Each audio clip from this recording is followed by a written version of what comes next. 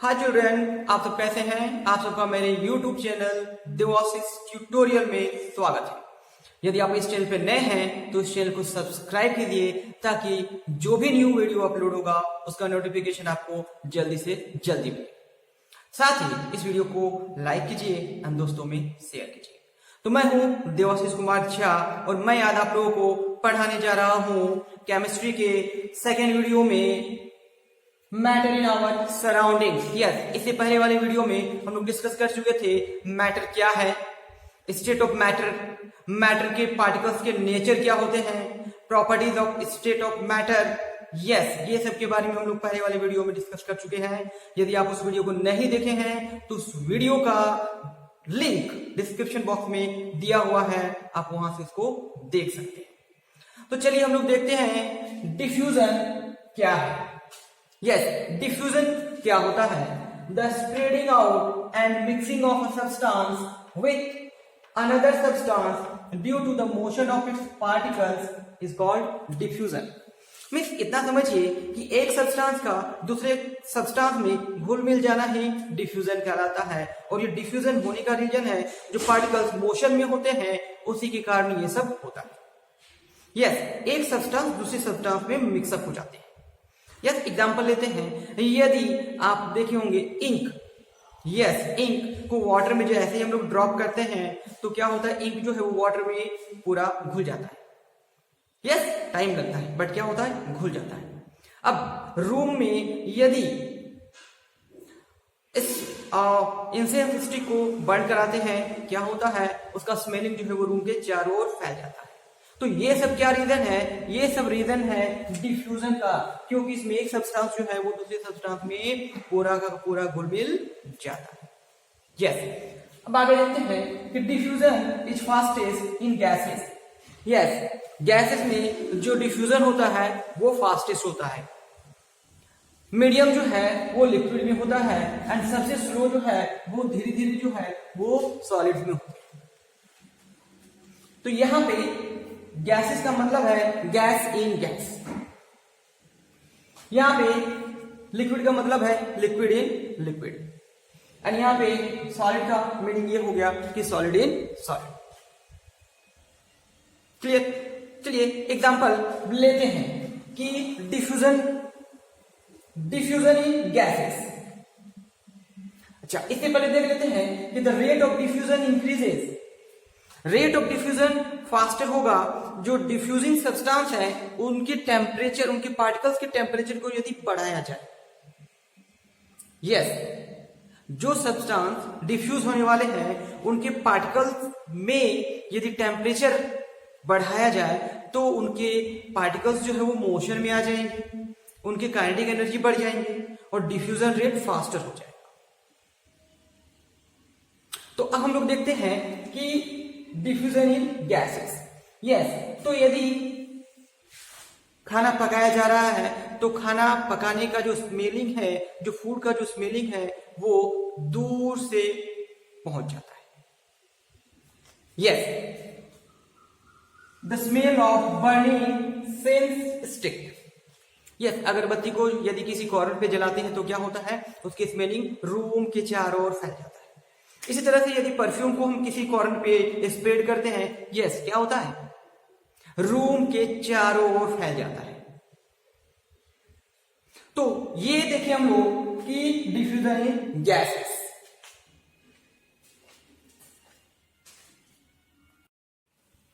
Diffusion in liquid. Yes, mixing of ink in water. Mixing of ink, ink को water में डाल देंगे तो क्या होगा, वो पूरा का पूरा डिफ्यूज हो जाएगा। चलिए दूसरा एग्जांपल ले लेते हैं। यदि हम वाटर को मिल्क या मिल्क को वाटर में डाल देंगे तो उसमें भी क्या होगा, घुल मिल जाएगा। वो भी किसका एग्जांपल हो गया? यस, वो भी एग्जांपल हो गया डिफ्यूजन इन लिक्विड। चलिए एग्जांपल देखते हैं डिफ्यूजन इन सॉलिड। सॉलिड में डिफ्यूजन, तो ये तो लोग जानते हैं कि डिफ्यूजन इन सॉलिड जो है बहुत धीरे धीरे होता है। क्लियर? तो अब देखते हैं, यदि दो मेटल ब्लॉक्स हैं, ये दोनों को एक साथ इस तरह से बाइंडिंग करके छोड़ दे अनडिस्टर्ब अराउंड 7 मंथ्स 8 मंथ्स छोड़ देते हैं इसको, फिर देखते क्या होता है कि ये जो दो ब्लॉक है, ये दोनों ब्लॉक क्या होगा, एक दूसरे से चिपक जाएगा। चिपकने का क्या मतलब हुआ कि ये जो इसके पार्टिकल्स है इस मेटल बॉक्स में इंटरमिक्सिंग हो जाएगा और इनके जो पार्टिकल्स है वो इस ब्लॉक में इंटरमिक्सिंग हो जाएगा, मीन्स दोनों जो है वो चिपक जाएगा। मीन्स अब आप इसको हटाने के लिए अब आप इसको ज्यादा फोर्स लगाना पड़ेगा। चिपक जाने का ये मतलब नहीं है कि कंप्लीटली कंबाइन हो जाएंगे, बट कंपैरिजन इसमें थोड़ा फोर्स लगेगा इसको अलग करने के लिए। तो ये क्या है, ये रीजन है डिफ्यूजन ऑफ पार्टिकल्स। तो एक ब्लॉक ऑफ मेटल्स जो है वो दूसरे ब्लॉक के साथ क्या हो गए, इंटरमिक्सिंग हो गए। ये स्लो होता है इसलिए इनको टाइम ज्यादा चाहिए। चलिए दूसरा एग्जांपल लेते हैं। जब ब्लैक बोर्ड पे कुछ चॉक से लिखते हैं और उसको कुछ दिन छोड़ देते हैं तो कुछ दिन बाद जब उसको इरेज करते हैं तो ये जल्दी इरेज नहीं होता है। इसका क्या रीजन है, जो चॉक पार्टिकल्स हैं वो ब्लैक बोर्ड के पार्टिकल्स के साथ क्या हुए, इंटरमिक्स हो। यस, तो इंटरमिक्स होने का क्या मतलब हुआ कि वहां पे जरूर कोई ना कोई खाली जगह होगा। क्लियर है। अब आगे देखते हैं Brownian motion. Yes, Brownian motion क्या है। एक्चुअली ब्राउनियन मोशन ये रॉबर्ट ब्राउन के नेम पर दिया गया। ये साइंटिस्ट है जो प्रैक्टिकली लिक्विड में करके देखे कि जब किसी सॉलिड को लिक्विड में रखते हैं तो जो सॉलिड्स के जो पार्टिकल्स हैं वो जिगजैग मोशन में मूव करते हैं। यदि ये कंटेनर है उसमें लिक्विड भरा हुआ है, यहाँ पे कोई पार्टिकल सॉलिड पार्टिकल लग नहीं है, तो ये जो पार्टिकल्स का जो मूवमेंट होगा वो रैंडमली किसी भी डायरेक्शन में होता है। तो ये जो रैंडम डायरेक्शन है, जो कोई फिक्स डायरेक्शन नहीं है, उसी को कहते हैं zigzag motion. Yes, zigzag motion means random motion, कोई फिक्स डायरेक्शन नहीं है।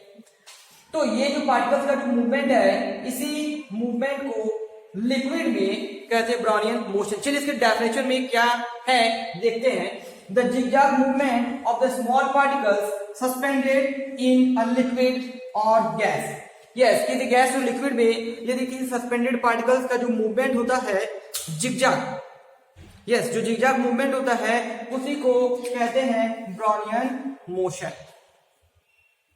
क्लियर। अब क्या है कि ब्राउनियन मोशन जो है वो इंक्रीज कब होता है, जब उनके पार्टिकल्स को हीट करते हैं, जब उनके पार्टिकल्स के टेम्परेचर को बढ़ाते हैं। यस, तो पार्टिकल्स के टेम्परेचर को बढ़ाने का मतलब है उनके काइनेटिक एनर्जी में इंक्रीमेंट, और जब काइनेटिक एनर्जी ज्यादा होगा तो पार्टिकल्स ज्यादा फास्टर मूव करेंगे। और काइनेटिक एनर्जी होता क्या है, जब कोई बॉडी मोशन में है और उनके पास जो एनर्जी है।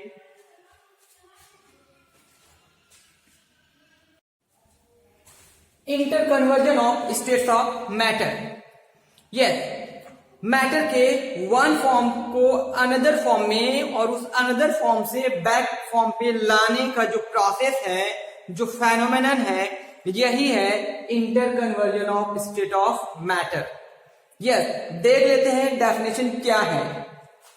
The phenomenon of change of matter from one state to another and back to the original state by changing the conditions of temperature and pressure is called interconversion of state of matter। तो state को change करने के लिए हमें क्या change करना पड़ सकता है? यस, टेम्परेचर एंड प्रेशर, ये दो ही फैक्टर है। अब स्टेट ऑफ मैटर पढ़ लिए हैं हम लोग। यस, 5 फॉर्म्स होता है, 5 स्टेट्स हैं। क्या क्या है? Solid, liquid, gas, plasma and BEC. Yes, BEC, Bose Einstein condensate. तो हम लोग जो डिस्कस करने वाले हैं वो सॉलिड, लिक्विड एंड गैस, ये 3 ही स्टेट ऑफ मैटर पे डिस्कस करेंगे। तीन ही स्टेट पे डिस्कस करेंगे। मीन सॉलिड को लिक्विड में चेंज कर सकते हैं, लिक्विड को गैस में चेंज कर सकते हैं, गैस से लिक्विड में आ जाएगा एंड लिक्विड से सॉलिड में आ जाएगा। तो यही जो फेनोमेनन है, जो प्रोसेस है, is called yes inter conversion of state of matter. आगे देखिए, इनके जो फैक्टर्स हैं, टू फैक्टर्स हैं which can change the state of matter, temperature change करके एंड प्रेशर को चेंज करके। क्लियर है?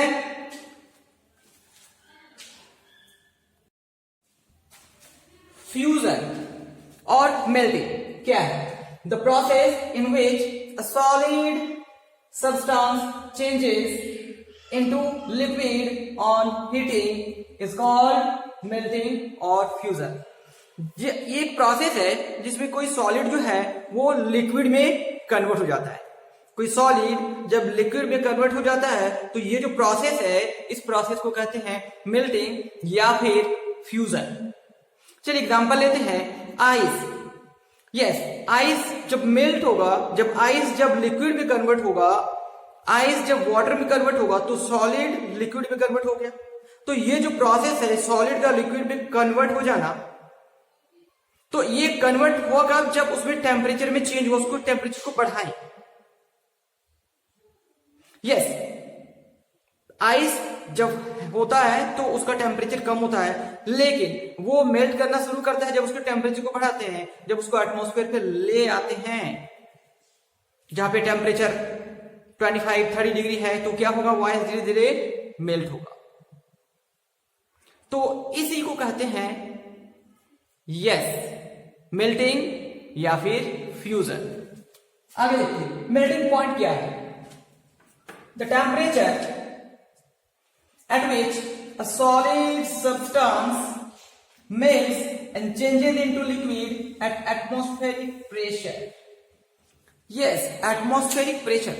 तो चलिए देख लेते हैं कि हम लोग पढ़ लिए थे कि टेम्परेचर एंड प्रेशर यही दो फैक्टर हैं जो inter conversion of state of matter में काम करते हैं। तो यदि हम टेम्परेचर को वेरिएबल रखें, इसको हम चेंज कर रहे हैं, तो एक को कांस्टेंट रखना पड़ेगा। जब हम लोग प्रेशर का बात करेंगे तो प्रेशर जब होता है, ये होता है 1 एटमॉस्फेयर, 1 atm, ये एटमॉस्फेरिक प्रेशर है, 1 atm।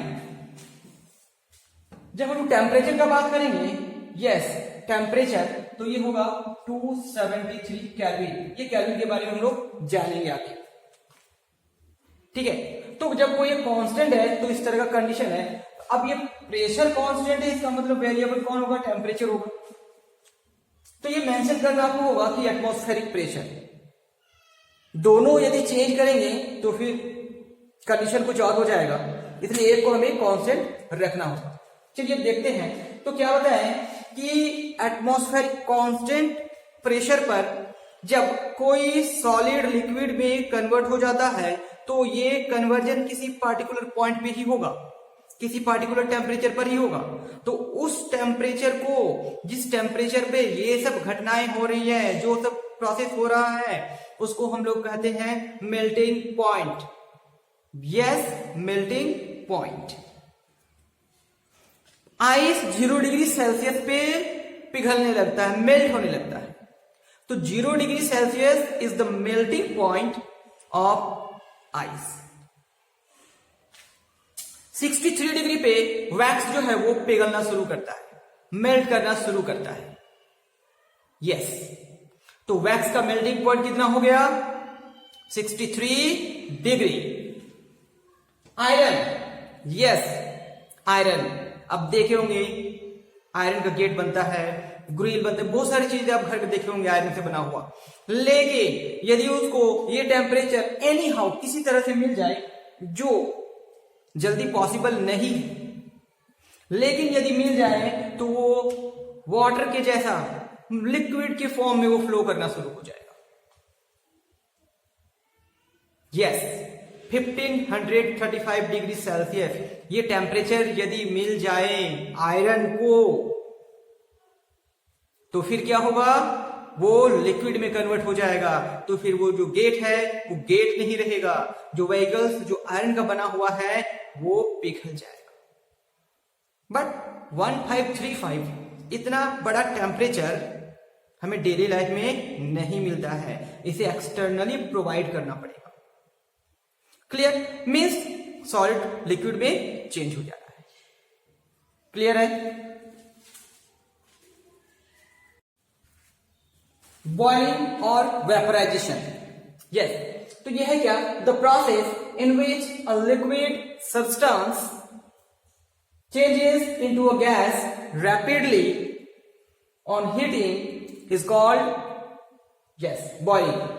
तो बॉइलिंग क्या है? एक प्रोसेस है जिसमें लिक्विड जो है वो गैस के फॉर्म में कन्वर्ट हो जाएगा। जब लिक्विड गैस के फॉर्म में कन्वर्ट हो जाएगा तो इस प्रोसेस को कहते हैं बॉइलिंग या फिर वेपराइजेशन। क्लियर? बॉइलिंग पॉइंट, तो जब पॉइंट के बारे में बात करेंगे तो एक पार्टिकुलर टेम्परेचर पर ये काम होगा। So the temperature at which a liquid boils and changes into a gas at atmospheric pressure. Yes, atmospheric pressure is called boiling point of the liquid. तो किसी पार्टिकुलर टेम्परेचर पर जब कोई लिक्विड गैसेस फॉर्म में convert हो जाता है तो उस टेम्परेचर को कहते हैं boiling point of the liquid. Water जो है वो 100 डिग्री सेल्सियस पे बॉयल हो जाता है। मीन्स वो जो लिक्विड स्टेट है वो गैसियस स्टेट में कन्वर्ट हो जाएगा। किस टेम्परेचर पर? 100 डिग्री सेल्सियस यदि टेम्परेचर मिल जाए वाटर को एनी आओ, वेपराइज हो जाएगा। घर में वाटर को हीट करते हैं, वाटर धीरे धीरे कम होने लगता है, मीन्स वो लिक्विड जो है वो वेपराइज हो जाता है। ओके, आगे देखिए कंडेंसेशन क्या है। तो ये प्रोसेस है, the process of changing of a gas to a liquid by cooling. जब कूल करेंगे गैस को तो वो लिक्विड के फॉर्म में आ जाएगा और इस प्रोसेस को कहते हैं कंडेंसेशन। तो कंडेंसेशन क्या है? जो गैसियस फॉर्म है उसको जब कूल करेंगे, जब उनकी एनर्जी को, उनके जो पार्टिकल्स हैं उनकी एनर्जी को लेंगे तो वो जो गैसियस फॉर्म है वो धीरे धीरे लिक्विड फॉर्म में आ जाएगा। जो गैसियस फॉर्म है वो लिक्विड फॉर्म में आएगा और इसे करने के लिए हमें कूल करना होगा और इसी को कहते हैं कंडेंसेशन।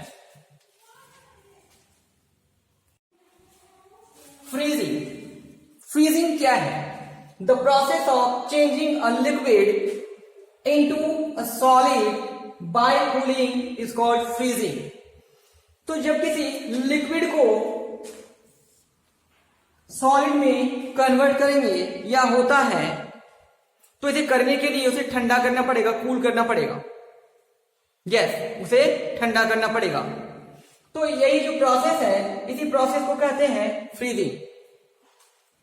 जब लिक्विड से सॉलिड स्टेट में कन्वर्ट हो जाएगा तो क्या कहेंगे इसको? फ्रीजिंग। वाटर रखा हुआ है उसको फ्रीजर में डाल देंगे तो फिर क्या हो जाएगा? वो सॉलिड में आ जाएगा, वो आइस बन जाएगा। तो इस प्रोसेस को क्या बोलते हैं? फ्रीजिंग। आगे देखिए फ्रीजिंग पॉइंट। तो ये जो फ्रीजिंग होगा किसी पार्टिकुलर पॉइंट पे ही होगा। The temperature at which a liquid changes into solid. Never forget to tell about at atmospheric pressure. Is called freezing point. जिस पॉइंट पर, जिस टेम्परेचर पर कोई लिक्विड सॉलिड में कन्वर्ट हो जाता है, जिस टेम्परेचर पर कोई लिक्विड सॉलिड में कन्वर्ट हो जाता है eight atmospheric pressure is called freezing point. तो जो आइस का फ्रीजिंग पॉइंट है, मीन्स वाटर का जो फ्रीजिंग पॉइंट है वो है 0 डिग्री सेल्सियस। क्लियर? अब आगे देखते हैं कि सब्लिमेशन होता क्या है।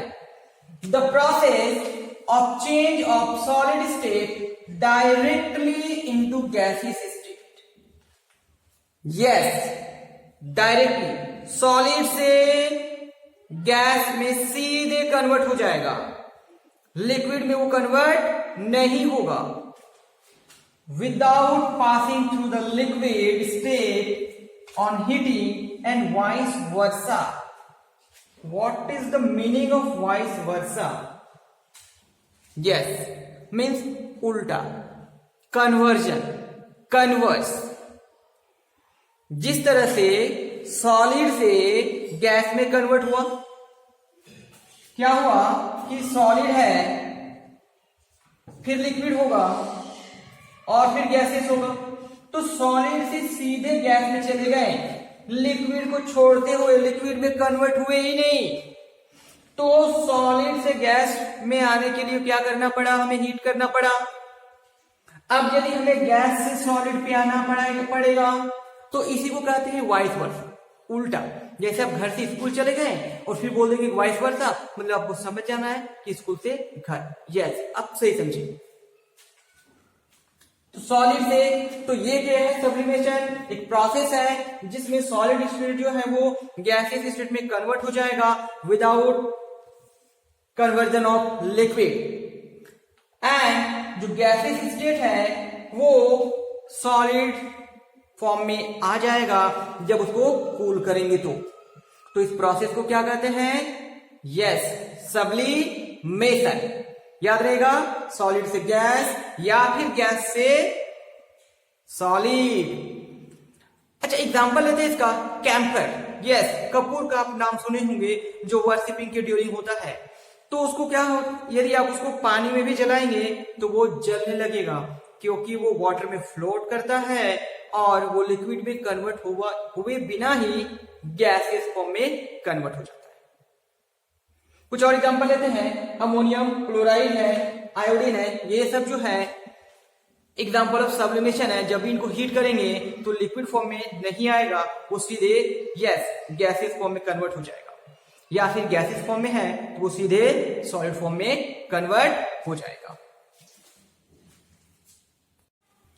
Effect of change of temperature. तो हम लोग देखेंगे कि चेंज ऑफ टेम्परेचर होने से स्टेट ऑफ सॉलिड में क्या क्या इफेक्ट होता है। तो इससे पहले जो हम लोग अभी डिस्कस किए वो था क्या? फ्रीजिंग के बारे में, कि फ्रीजिंग क्या होता है डिस्कस किए। यस, बॉइलिंग क्या है, मेल्टिंग क्या है, कंडेंसेशन एंड सब्लिमेशन क्या है। यस, इसको हम लोग अभी डिस्कस कर लिए हैं, जान गए कि ये सब क्या होता है। अब देखिए, ये जो सॉलिड स्टेट है, ये सॉलिड स्टेट से लिक्विड स्टेट में कैसे आएगा? यस, इस स्टेट में लाने के लिए हमें क्या करना पड़ेगा? हीट करना पड़ेगा। यस, जब हम लोग इसको हीटिंग करते हैं तो इस प्रोसेस को क्या बोलते हैं? The process in which a solid state changes into liquid. बिल्कुल सही, मेल्टिंग इसको बोलते हैं। इस प्रोसेस को क्या बोलते हैं? मेल्टिंग। तो मेल्टिंग करने के लिए हमें सॉलिड को क्या करना होगा? हीट करना होगा। अब देखिए, लिक्विड स्टेट है, यदि हमें इसे गैसियस स्टेट में जाना होगा, यस, क्या करेंगे हम लोग? हीट करेंगे। क्या करेंगे? इसको हीट करेंगे। बिल्कुल सही, हीट करेंगे इसको। तो इस प्रोसेस को क्या बोलेंगे? जब लिक्विड स्टेट गैसियस स्टेट में कन्वर्ट होता है, यस, बॉइलिंग कहते हैं इसको। इस प्रोसेस को बॉइलिंग कहते हैं, या फिर इसको वेपराइजेशन भी कहते हैं। क्लियर है? अब आगे देखिए, अब ये तो 3 स्टेट पे ही खत्म हो गया, क्या हम लोग आगे की स्टेट पढ़ने वाले हैं? नहीं। अब यदि हमें बैक जाना है, कोई गैसियस फॉर्म पे है, कोई मैटर जो है वो गैसियस फॉर्म पे है, यदि हमें उसे लिक्विड के फॉर्म में, यस, उसे हमें यदि लिक्विड के फॉर्म में लाना है, फिर क्या करेंगे हम लोग? यस, उसको हम लोग कूल करेंगे, उसको हम लोग ठंडा करेंगे। क्या करेंगे? उसको ठंडा करेंगे।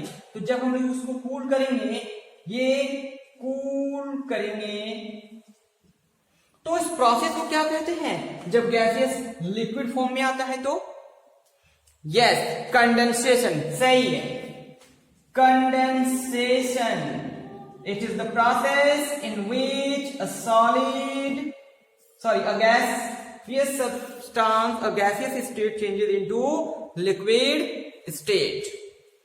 अब इस लिक्विड स्टेट को यदि हम सॉलिड स्टेट में लाना चाहेंगे तो फिर से कूल करेंगे, फिर से ठंडा करना पड़ेगा इसको। फिर से ठंडा करना पड़ेगा इसको। तो ठंडा करेंगे तो इस प्रोसेस को क्या बोलते हैं? फ्रीजिंग। तो आप समझ रहे हैं कैसे टेम्परेचर चेंज होने पर स्टेट चेंज हो रहा है। अब यदि हमें सॉलिड से गैसेस फॉर्म पे जाना होगा without passing through liquid, liquid से होकर हमें पास नहीं होना है, तो इसको हम लोग क्या किए? सॉलिड से गैस जाने के लिए हमें हीट करना पड़ेगा ना। बिल्कुल सही है, इसे हमें हीट करना पड़ेगा और इस प्रोसेस को हम लोग कहते हैं सब्लिमेशन। इस प्रोसेस को कहते हैं सब्लिमेशन। अरे ये तो ठीक है, लेकिन यदि हमें गैसियस स्टेट से सॉलिड स्टेट में आना होगा, गैसियस स्टेट से सॉलिड स्टेट में without passing through liquid, cool करेंगे। क्या करेंगे? कूल करेंगे। सो ऑन कूलिंग, तो इस प्रोसेस को क्या कहते हैं? सब्लिमेशन। क्लियर हो गया? सब्लिमेशन कब यूटिलाइज हो सकता है, बॉइलिंग कब यूटिलाइज हो सकता है, फ्रीजिंग कब यूटिलाइज हो सकता है।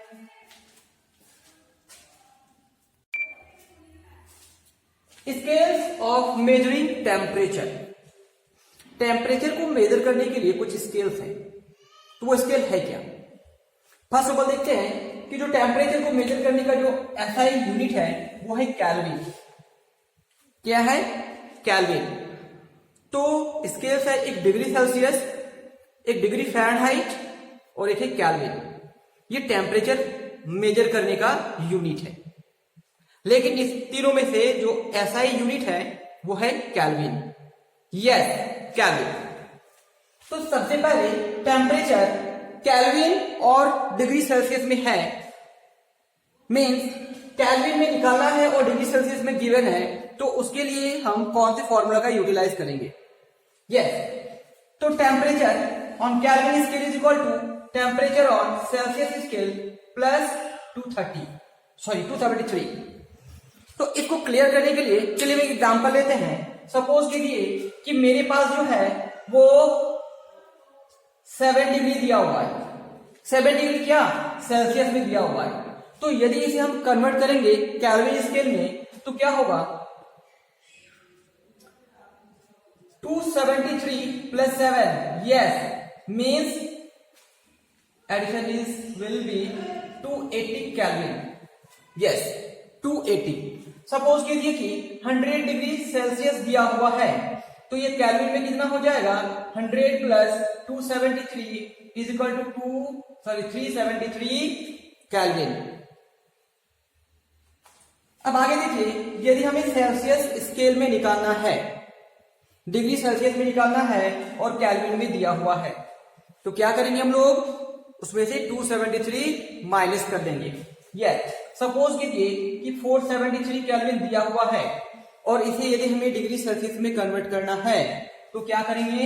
ये जो 473 है इसमें से माइनस करेंगे 273 और जो रिजल्ट आएगा वो होगा डिग्री सेल्सियस पे। सपोज कीजिए कि यहां पे है 300 केल्विन, तो क्या करेंगे? 300 माइनस 273 जो भी आएगा वो होगा डिग्री सेल्सियस में। तो यदि डिग्री सेल्सियस में दिया हुआ है तो आप उसको केल्विन में कन्वर्ट कर सकते हैं, केल्विन में दिया हुआ है तो आप उसको डिग्री सेल्सियस में कन्वर्ट कर सकते हैं, और डिग्री सेल्सियस में दिया हुआ है तो केल्विन में कन्वर्ट कर सकते हैं। तो ये बहुत ही इंपॉर्टेंट रिलेशन है, इससे रिलेटेड क्वेश्चंस जो है एग्जाम्स में आते ही। क्लियर है? अब एक और रिलेशन देख लेते हैं कि degree Fahrenheit and degree Celsius में क्या रिलेशन है। तो degree Fahrenheit is equal to 9/5 into degree Celsius plus 32। चलिए सपोज कीजिए कि हम 100 डिग्री सेल्सियस मेरे पास दिया हुआ है, उसको हम फ़ारेनहाइट में कन्वर्ट करेंगे तो क्या आएगा? तो ये देखिए 9/5 इंटू 100 प्लस 32, यस। तो ये क्या हो जाएगा 180 plus 32 is equal to 212 degree Fahrenheit. तो मोस्टली जो मेरे पास जो क्वेश्चंस होंगे वो kelvin to Celsius and Celsius to kelvin. Clear है? एक और चीज देख लेते हैं कि ये क्या है। एक्चुअली में 0 डिग्री सेल्सियस जो है वो 273.16 कैल्विन होता है, यस 273.16 कैल्विन। बट इसका यूटिलाइज जो करते हैं, यूज जो करते हैं अपने इजी के लिए, कितना लिखते हैं 0 degree Celsius is equal to 273 kelvin.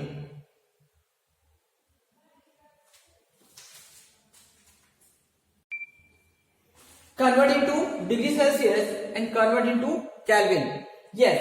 तो हमें 573 कैल्विन दिया हुआ है, इसे हमें किस में कन्वर्ट करना है, डिग्री सेल्सियस में। तो डिग्री सेल्सियस में क्या हो जाएगा, degree Celsius is equal to kelvin minus 273। तो कैल्विन में क्या दिया हुआ है, यस 573 माइनस 273, यस। तो अब कैलकुलेट करेंगे तो क्या होगा 003, yes that is 573 kelvin is equal to 300 degree Celsius, yes. Second number देखिए सेम है, degree Celsius is equal to kelvin minus 273, that means 700 minus 273 is equal to क्या होगा, यस माइनस करेंगे तो 7, 9 माइनस 7 2 and 6 minus 2 4, that means 700 kelvin is equal to 427 degree Celsius, okay. अब एक convert into kelvin, kelvin में convert करना है, डिग्री सेल्सियस में दिया हुआ है। तो कैल्विन इज इक्वल टू क्या हो जाएगा, डिग्री सेल्सियस प्लस 273, यस।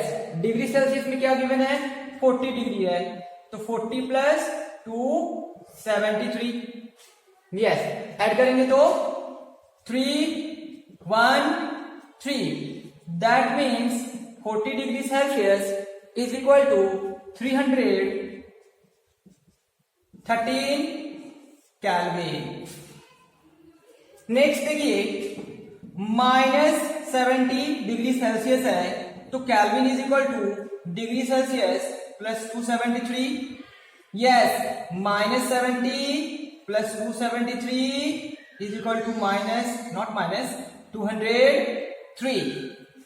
तो ये क्या हो गया कि -70 डिग्री सेल्सियस जो है वो 203 कैल्विन के इक्वल है। तो इसी तरह से क्वेश्चन हमें दिए जा सकते हैं जिसे हमें सॉल्व करना है। Clear?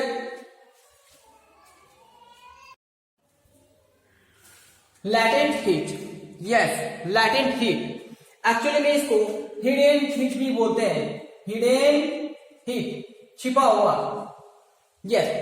The heat energy which has to be supplied to change the state of substance is called latent heat, yes। Suppose कीजिए कि ये सॉलिड स्टेट पे है और ये लिक्विड स्टेट पे, तो सॉलिड स्टेट से लिक्विड स्टेट में ले जाने के लिए हमें कुछ एनर्जी प्रोवाइड करना होगा। तो वो जो एनर्जी है वो कौन सा एनर्जी है, हीट एनर्जी है, बिल्कुल सही हीट एनर्जी है।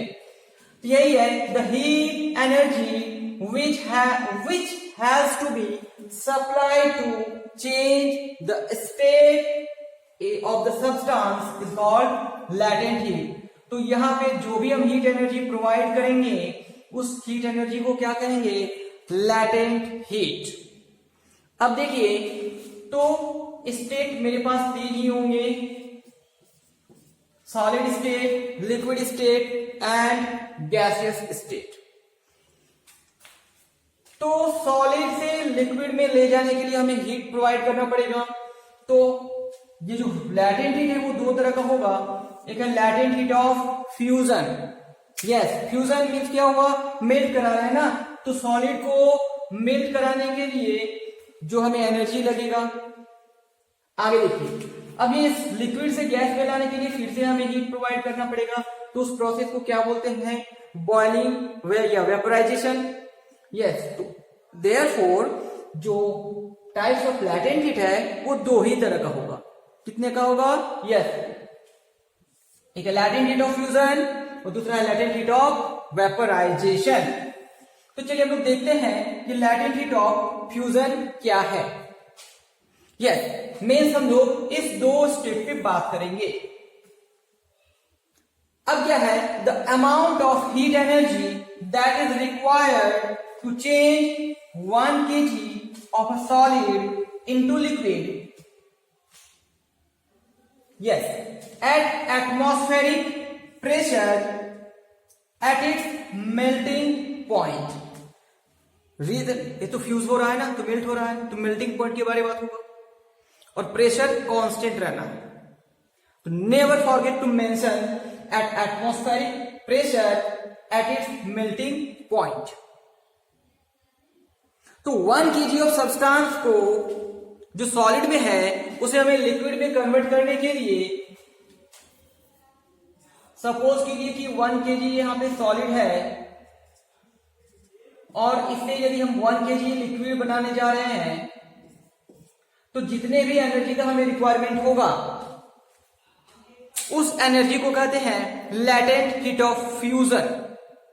Yes, latent heat of fusion, the amount of heat energy that is required to change 1 kg of solid into liquid at atmospheric pressure at its melting point, yes, is called latent heat of fusion. तो latent heat of fusion समझ गए। चलिए तो देखते हैं कि ice का जो लैटेंट हीट ऑफ फ्यूजन है वो क्या है, 3.34 into 10 to the power 5 joule per KG. यदि 1 किलोग्राम आइस है और उसमें यदि इतना एनर्जी प्रोवाइड करेंगे तो 1 किलोग्राम आइस जो है वो 1 किलोग्राम ऑफ लिक्विड में कन्वर्ट हो जाएगा। 1 किलोग्राम ऑफ लिक्विड में कन्वर्ट हो जाएगा। तो आप समझ गए होंगे कि लैटेंट हीट ऑफ फ्यूजन क्या होता है, लैटेंट हीट ऑफ फ्यूजन। अब आगे देखते हैं लैटेंट हीट ऑफ वेपोराइजेशन क्या होता है। तो जब हम लोग लैटेंट हीट ऑफ वेपोराइजेशन बात करेंगे तो ये दो स्टेट होगा, liquid state and gaseous state. तो ये क्या है, the amount of heat energy that is required to convert 1 kg of a liquid into gas at atmospheric pressure at its boiling point is called latent heat of vaporization. 1 kg of liquid given है, उस liquid को जो 1 kg है उसे 1 kg gas में convert करने के लिए हमें जितना एनर्जी चाहिए, हीट एनर्जी चाहिए जितना भी, तो उसी हीट एनर्जी को हम लोग क्या कहते हैं, latent heat of vaporisation. Latent heat of vaporisation water का जो है वो होता है 22.5 into 10 to the power 5 joule per KG. Means यदि 22.5 into 10 to the power 5 joule 1 kilogram water में प्रोवाइड कर देंगे तो वो 1 किलोग्राम वेपर में कन्वर्ट हो जाएगा, 1 किलोग्राम गैस में कन्वर्ट हो जाएगा। तो आप समझ गए होंगे लैटेंट हीट क्या होता है। ये लैटेंट हीट का यूटिलाइज जो है वो स्टेट को चेंज करने के लिए करते हैं। स्टेट को चेंज करने के लिए क्या यूज करते हैं, लैटेंट हीट। यस, तो लैटेंट हीट आप समझ गए होंगे दो तरह का होता है, एक लैटेंट हीट ऑफ फ्यूजन होगा और एक लैटेंट हीट ऑफ वेपोराइजेशन होगा। जब भी सब्सटेंस को के स्टेट को चेंज करते हैं, 1 किलोग्राम सॉलिड से 1 किलोग्राम लिक्विड में जब कन्वर्ट करते हैं तो क्या होता है, ये जो सॉलिड है इसके पार्टिकल जो है वो मोशन में चले आते हैं और ड्यू टू दैट वो अपना स्टेट चेंज कर लेते हैं।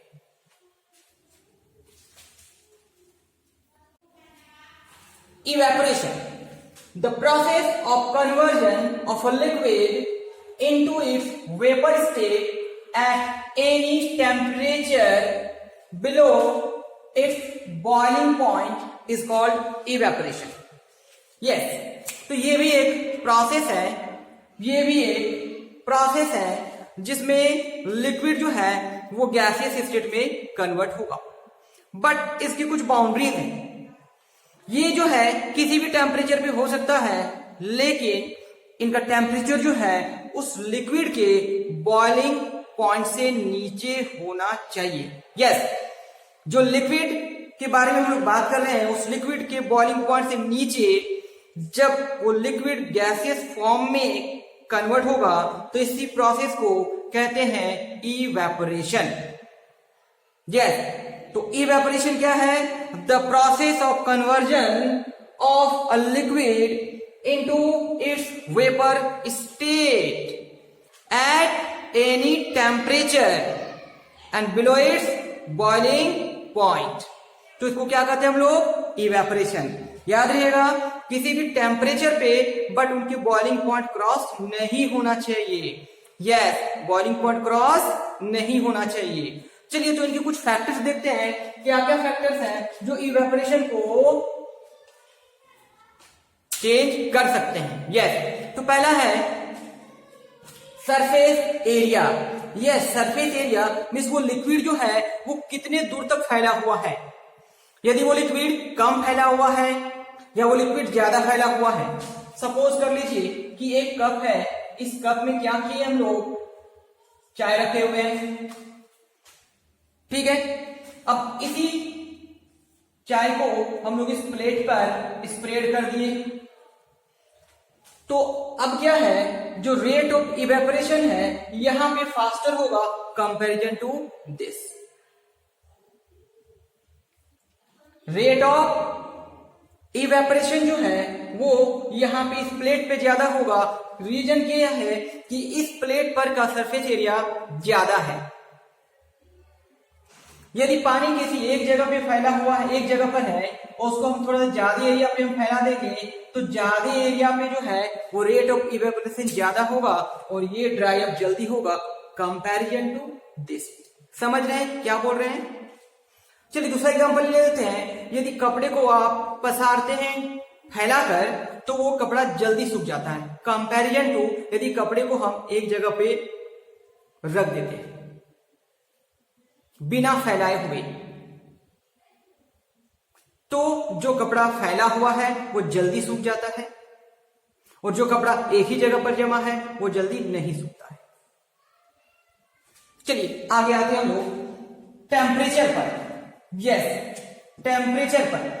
टेम्परेचर ज्यादा होगा तो रेट ऑफ इवेपोरेशन जो है उस लिक्विड का ज्यादा होगा, फास्टर होगा। विंटर एंड समर में यदि कंपैरिजन करेंगे तो जो कपड़े जो सूख जाते हैं वो विंटर में लेट से सूखते हैं, समर में जल्दी सूखते हैं। तो समर में जल्दी सूखने का क्या रीजन है? जब टेम्परेचर बढ़ता है तो उसमें रेट ऑफ इवेपोरेशन, तो वो जो लिक्विड है वो गैसेस फॉर्म में जल्दी जल्दी कन्वर्ट होता है और वो कपड़ा जल्दी सूख जाता है। तो आप समझ गए होंगे टेम्परेचर के बढ़ने से रेट ऑफ इवेपोरेशन भी यस बढ़ता है। आगे देखते हैं humidity. The rate of evaporation decreases. Yes, ये फैक्टर है humidity. But first of all humidity क्या है बताते हैं। तो एटमॉस्फेयर में जो वाटर वेपर का प्रेजेंस होता है, yes, the amount of water vapour present in the atmosphere is called humidity. तो समर सीजन में सबसे कम ह्यूमिडिटी होता है, विंटर में उससे थोड़ा ज्यादा ह्यूमिडिटी होगा, मीन्स वाटर वेपर का प्रेजेंस होगा, एंड रेनी सीजन में सबसे ज्यादा ह्यूमिडिटी होता है। तो जिस सीजन में ह्यूमिडिटी ज्यादा होगा उस सीजन में कपड़े लेट से सूखेंगे। यस, तो रेनी सीजन में क्या होता है कि एटमॉस्फेयर का ह्यूमिडिटी ज्यादा होता है, तो उस टाइम पे जो कपड़े हैं वो लेट से सूखते। Just I am give you example to make you understand. Clear हो रहा है? तो ह्यूमिडिटी के बढ़ने से रेट ऑफ इवेपोरेशन क्या होगा, घटेगा, कम होगा। अब आगे देखते हैं wind speed. Yes, wind speed. तो wind, the rate of evaporation increases with increase in wind speed. Wind speed बढ़ने से रेट ऑफ इवेपोरेशन बढ़ेगा। चलिए इसके एग्जांपल लेते हैं। रेनी सीजन में आप देखे होंगे कि कपड़े को घर के अंदर फैला देते हैं, और आप ये भी ध्यान दिए होंगे कि फैन को ऑन कर देते हैं। क्या मतलब बनता है इसका? यस, वो जो फैन घूमने के कारण विंड का स्पीड बढ़ा, और उस विंड के स्पीड के बढ़ने के कारण वो कपड़े सूख जाते हैं जल्दी। क्लियर है? तो विंड के स्पीड बढ़ने से क्या होगा, रेट ऑफ इवेपोरेशन यस बढ़ेगा। रेट ऑफ इवेपोरेशन क्या होगा, बढ़ेगा। समझ गए इवेपोरेशन क्या होता है? आप ये भी समझ गए होंगे कि क्या क्या फैक्टर्स है जिनके कारण ये इवेपोरेशन में कुछ चेंज लाया जा सकता है। Okay, evaporation causes cooling. तो इवेपोरेशन तो हम लोग देख लिए कि इवेपोरेशन होता क्या है, लेकिन इससे क्या होता है, कूलिंग कॉज होता है। कूलिंग कैसे कॉज होता है देखते हैं। ड्यूरिंग इवेपोरेशन, जब भी इवेपोरेशन होता है, the particles of liquid absorb energy from the surroundings to regain the energy lost during evaporation. तो जब इवेपोरेशन होता है और ड्यूरिंग दैट टाइम जब एनर्जी का लॉस हुआ होगा, तो उस एनर्जी लॉस को फुलफिल करने के लिए अपने सराउंडिंग से जो एनर्जी लेते हैं, और उसके कारण क्या होता है, कूलिंग कॉज होता है। चलिए देखते हैं कि कैसे कूलिंग कॉज हो सकता है। चलिए ये जो है लिक्विड के पार्टिकल्स हैं, ओके। अब तो सबसे पहले क्या होगा, क्योंकि ये टॉप लेयर जो है वो एनवायरमेंट के कांटेक्ट में होंगे, तो क्या होगा, सबसे पहले ये पार्टिकल्स जो है वो ऊपर जाएंगे। मींस ये जो लिक्विड स्टेट है वो लिक्विड स्टेट से वो गैसियस स्टेट में कन्वर्ट होगा। तो कन्वर्ट होने के लिए कुछ सराउंडिंग से, कुछ एटमॉस्फेयर से उनको एनर्जी मिल गया, और कुछ इनके सराउंडिंग से भी एनर्जी मिल जाएंगे। ये जो आमने सामने के जो पार्टिकल्स हैं, तो ये एनर्जी अपना लूज करके अपने सामने वाले पार्टिकल्स को प्रोवाइड किए, तो इनसे भी कुछ एनर्जी कम हुआ। तो इस एनर्जी को कौन प्रोवाइड करेंगे, सबसे नीचे वाले लेयर। अब देखिए जो सबसे नीचे लेयर है, उस लेयर वाले पार्टिकल्स को कहीं से एनर्जी मिल नहीं रहा, लेकिन वो जो है अपने सामने वाले को, अपने नेबरिंग को, और वो अपने नेबरिंग को इस तरह से एनर्जी जो है वो प्रोवाइड करते जा रहे हैं। टॉप लेयर पे इवेपोरेशन इसलिए हो रहा है क्योंकि कुछ अपने आमने सामने के पार्टिकल से ले लिए, और क्योंकि वो एटमॉस्फेयर के कांटेक्ट में है, तो वहां से भी कुछ टेम्परेचर मिल गया, जिसके कारण टॉप लेयर क्या होगा, सबसे पहले इवेपोरेट होगा। तो सिंस ये प्रोसेस कंटिन्यूअसली होते रहता है, तो सबसे कम जो एनर्जी है, आप समझिए कहां पे होगा, इस निचले वाले पोर्शन पे होगा, इससे ज्यादा यहां पे होगा, इससे ज्यादा यहां पे होगा। तो सबसे जो ठंडा एरिया होगा, जो कूल एरिया होगा, वो नीचे वाला लेयर होगा। चलिए हम आपको एग्जांपल समझाते हैं। आप यदि समर सीजन में जो वाटर होता है वो किसी कंटेनर में रखा हुआ है, तो टॉप वाला जो लेयर होता है ये ज्यादा हॉट होता है, और ये लेस हॉट होता है, ये लेस हॉट होता है, और ये जो है कंपेरिजन टू ये कोल्ड होता है। तो हम कब का बात कर रहे हैं, समर सीजन का बात कर रहे हैं, क्योंकि उस समय जो आउटर इन्वायरमेंट होता है का टेम्परेचर ज्यादा होता है, और बॉइलिंग पॉइंट ऑफ वाटर जो है वो 100 डिग्री सेल्सियस होता है। तो इस तरह के केस में क्या होता है कि ये एनर्जी प्रोवाइड करेंगे अपने आमने सामने वाले जो पार्टिकल्स ऑफ वाटर है। क्लियर है? इवेपोरेशन कॉज कूलिंग कैसे होता है, जो टॉप लेयर में लिक्विड है वो एनवायरमेंट के कांटेक्ट में होता है, और वो अपने नीचे वाले लेयर से भी, अपने नेबरिंग पार्टिकल से भी एनर्जी ले रहते हैं। तो सबसे कम एनर्जी जो है वो एकदम बॉटम वाले पार्टिकल्स का होता है। ड्यू टू दैट कूलिंग वहां पे ज्यादा होता है। चलिए कुछ एप्लीकेशन से क्लियर करते हैं। Application of evaporation using fans to get relief during summer season. Summer season में क्या होता है, ज्यादा हीट, ज्यादा टेम्परेचर के कारण स्वेटिंग होता है। तो जब स्वेटिंग होता है और यदि अंडर फैन हम लोग खड़े हो जाते हैं स्विच ऑन करके, तो वो जो विंड स्पीड है, तो विंड स्पीड के कारण क्या होगा, इवेपोरेशन फास्टर होगा। और जब इवेपोरेशन फास्टर होगा तो ये जो लिक्विड स्टेट है वो लिक्विड स्टेट गैसियस स्टेट में कन्वर्ट होगा। तो सिंस जो बॉडी है उस बॉडी के सरफेस में लिक्विड है, फैन के ऑन होने से क्या होगा, ये liquid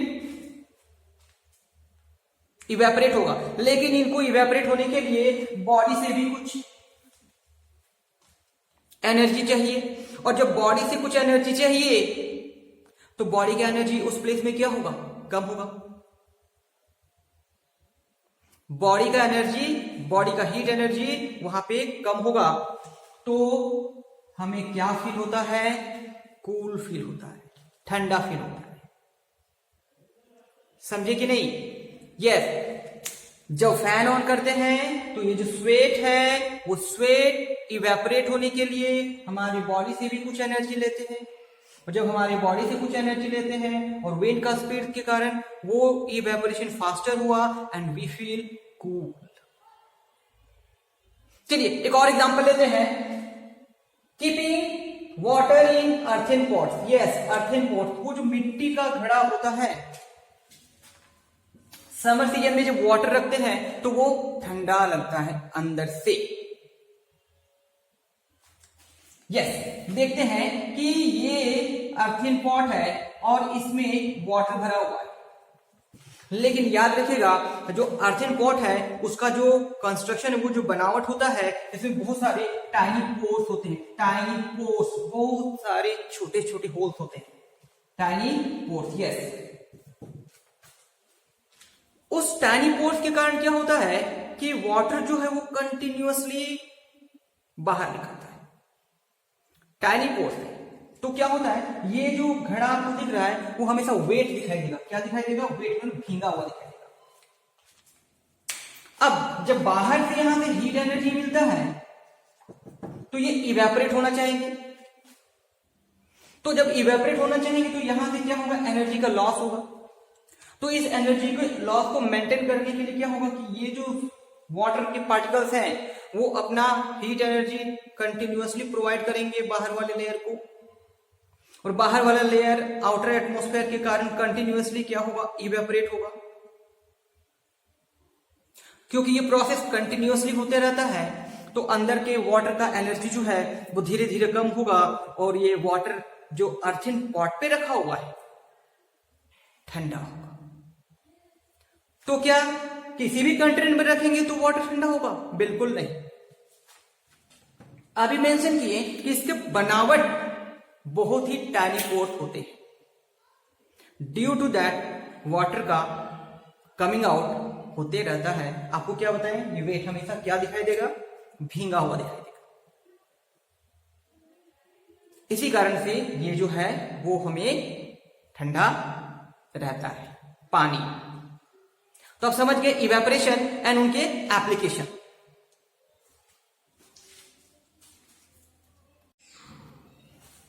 difference between boiling and evaporation. अभी तो हम लोग देख लिए कि बॉइलिंग क्या होता है एंड इवेपोरेशन क्या होता है, बट दोनों में कुछ डिफरेंस है, और वो डिफरेंस क्या है देख लेते हैं। It takes place at a particular temperature.